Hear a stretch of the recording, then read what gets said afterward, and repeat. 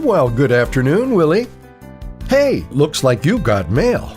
You know, when I first glanced at my bill, I noticed that the charges were broken down into 3 primary categories: the actual energy or kilowatt hours used, and then something called a power cost recovery factor, and last, of course, the base fee for my electric service.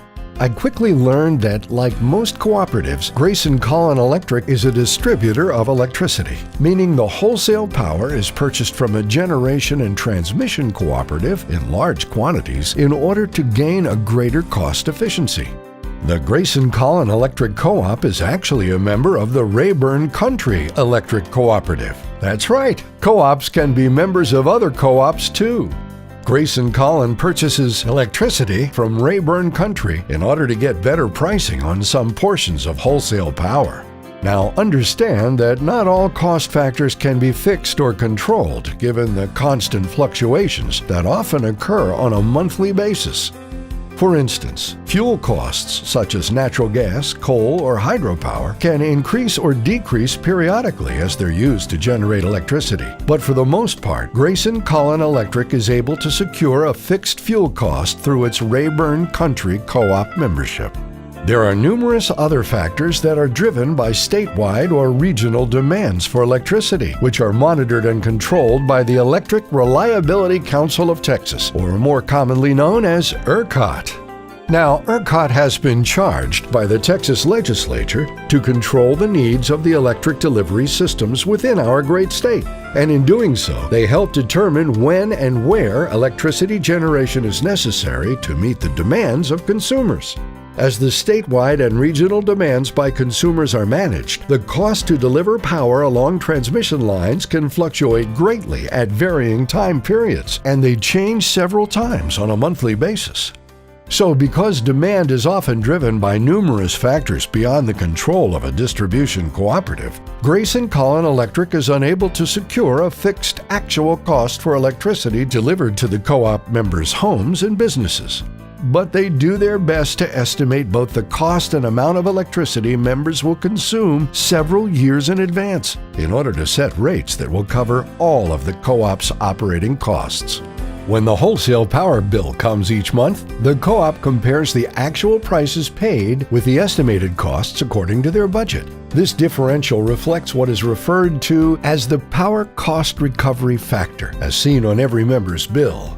While it sounds complicated, it's really not. PCRF is simply the difference between the actual cost of wholesale power and the estimated costs. As was mentioned earlier, there are other line items on some bills depending on your service location and type of account. Now, it's very important to keep in mind that electric cooperatives are not-for-profit organizations. The money collected for PCRF is on a penny-for-penny basis. When the estimated cost is lower than that actual cost, it must be added to the bill. But there have been times when the estimated costs were actually higher, and in that case, the PCRF becomes a credit. So, Willie, will you agree that this is a pretty fair explanation for PCRF? Great! Oh, but I almost forgot to mention another important variable when it comes to commercial accounts: demand charges. This is required in order to recover a portion of the fixed costs associated with the delivery of electric service. It's calculated on the basis of the highest demand over a 15-minute period of time during the monthly billing cycle.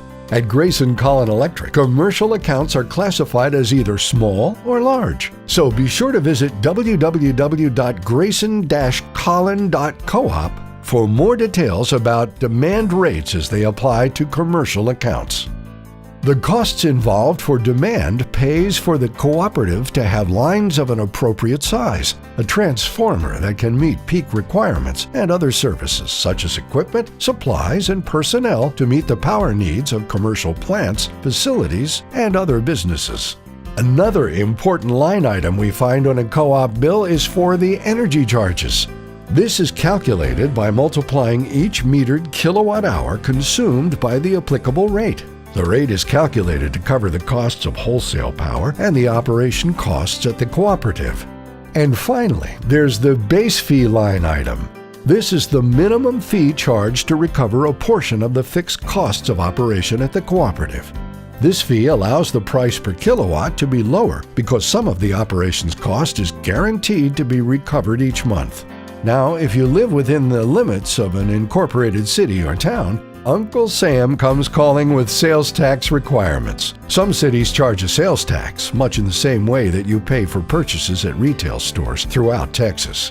Additionally, many of the cities served by cooperatives charge a franchise fee as well. A franchise fee is a charge for the use of city right-of-ways to provide utility services. Members within cities or towns requiring a fee will also find a line item detailing the franchise fees. Franchise fees do not apply to members living in rural areas. Well, Willie, I hope that helps our members to have a more accurate and clearer understanding of their electricity costs. Our mission is simple: to provide the very best service possible at the least possible cost. Something we have been doing for close to 80 years now.